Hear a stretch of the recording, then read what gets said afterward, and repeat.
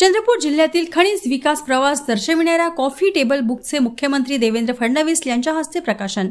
मुख्यमंत्री देवेंद्र फडणवीस यांच्या हस्ते आज चंद्रपूर जिल्ह्यातील मूल येथील शासकीय विश्रामगृहात जिल्हा खनिज निधीतून झालेल्या कामांचे विवरण असलेल्या कॉफी टेबल बुकचे प्रकाशन करण्यात आले। जिल्ह्यातील विकास प्रवासाचे दस्तऐवजी प्रकरण करणाऱ्या या पुस्तकात आरोग्य सुविधा उभारणी, शाळा दुरुस्ती, पाणी पुरवठा, रस्ते व पूल बांधकाम, पर्यावरण संवर्धन आणि रोजगार निर्मिती अशा महत्त्वाच्या प्रकल्पाचा आढावा आहे। या प्रसंगी पालकमंत्री डॉक्टर अशोक उईके, आमदार सुधीर मुनगंटीवार, आमदार किशोर जोरगेवार, जिल्हाधिकारी विनय गौडा, जिल्हा परिषदचे सीईओ पुलकित सिंग, पोलीस अधीक्षक एम सुदर्शन तसेच जिल्हा प्रशासनातील अधिकारी कर्मचारी व शहरातील नागरिक उपस्थित होते। आपल्या संबोधनातून मुख्यमंत्री देवेंद्र फडणवीस यांनी चंद्रपूर, गडचिरोली या जिल्ह्यांना इंडस्ट्रियल मॅग्नेट म्हणून महत्त्व मिळत असल्याचे सांगितले। या दोन्ही जिल्ह्यात खनिज कामे मोठ्या प्रमाणावर होत असली तरी या दोन्ही जिल्ह्यात आता राज्य सरकारच्या योजनेनुसार वृक्षारोपणही करायचे आहे, याकडे त्यांनी लक्ष वेधले।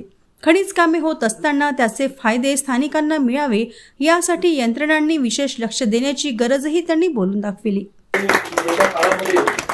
चंद्रपूर जिल्हा आणि गडचिरोली जिल्हा हा एक प्रकारचं मला असं वाटतं एक इंडस्ट्रियल मॅग्नेट म्हणून तयार होणार आहे।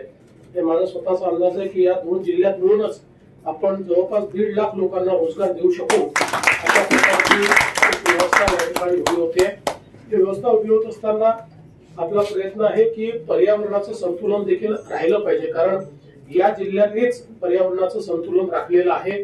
पण आता हे जिल्हे औद्योगिक होत असताना त्याचं पर्यावरणाचं संतुलन हे कुठे त्या ठिकाणी खराब होता कामा नये आणि म्हणून मागच्या काळामध्ये जो आपण 50 कोटी वृक्ष लागवड हा एक विषय हातामध्ये घेतला होता, यशस्वीपणे तो केला। आता मी गडचिरोली जिल्ह्याला 5 कोटी वृक्षांचं टार्गेट दिलेलं आहे। 40 लाख त्यांनी लावले आहेत आणि त्यांचं लावणं चाललेलं आहे आणि येत्या 3 वर्षामध्ये 5 कोटी वृक्ष लागवड त्यांनी करावी। आता चंद्रपूरमध्येही इंडस्ट्रियलायझेशन झालेलं आहे आणि मोठ्या प्रमाणात होणार आहे, तर मी चंद्रपूरमध्येही एक मोठं टार्गेट हे आपण फिक्स केलं पाहिजे। म्हणजे आपल्याला हे दाखवलं पाहिजे की आम्ही औद्योगिकरण केलं, पण औद्योगिकरण करूनही आम्ही आमचं जे नैसर्गिक वैविध्य आहे ते वाढवलेलं आहे, ते कुठेही कमी केलेलं नाही। तर त्याचा एक प्लॅन आपण हा तयार करावा आणि मग वेगवेगळ्या प्रकारचे फॉरेस्टचे काही फंड्स आपल्याकडे आहेत, काही खनिज निधीचे आहेत, काही सीएसआरचे आहेत, या माध्यमातून आपल्याला ते करता येईल। मी विशेषतः आता आपल्याला कल्पना आहे की राजामुरडीमध्ये खूप मोठ्या प्रमाणात ही सगळी सॅपलिंग नर्सरी आहे, तर त्यांनाच आता मी गडचिरोलीमध्ये निमंत्रित केलं। ते गडचिरोलीमध्ये येऊन त्या ठिकाणी देखील त्याची स्थापना करतायत। तशाच प्रकारे आपल्या इकडे, कारण शेवटी जर इतक्या मोठ्या प्रमाणात ही करायची असेल तर नुसते आपल्या वन विभागाच्या भरोशावर करता येणार नाही, तर मोठ्या प्रमाणात प्रायव्हेट नर्सरीज देखील आपल्याला या सुरू कराव्या लागतील। त्याची एक योजना आपण लवकरच आणतो आहोत। तर मला असं वाटतं की आता मागच्या काळामध्ये फॉरेस्ट ऑफ इंडियाच्या रिपोर्टमध्ये 2020 साली महाराष्ट्र एकमेव राज्य असं होतं की जिथे आपण फॉरेस्ट कव्हर वाढवलं। तर मला असं वाटतं की आता आपल्याला एक नवीन टार्गेट पुढच्या 3-4 वर्षामध्ये 5 वर्षामध्ये पूर्ण करायचं आहे आणि विशेषतः म्हणजे आपला भाग तर आपण 33% वर आहोत, पण एकूणच महाराष्ट्र 33% वर नेण्याकरता आता आपल्याला त्याच्याकडे थोडं आपलं लक्ष द्यायचं आहे।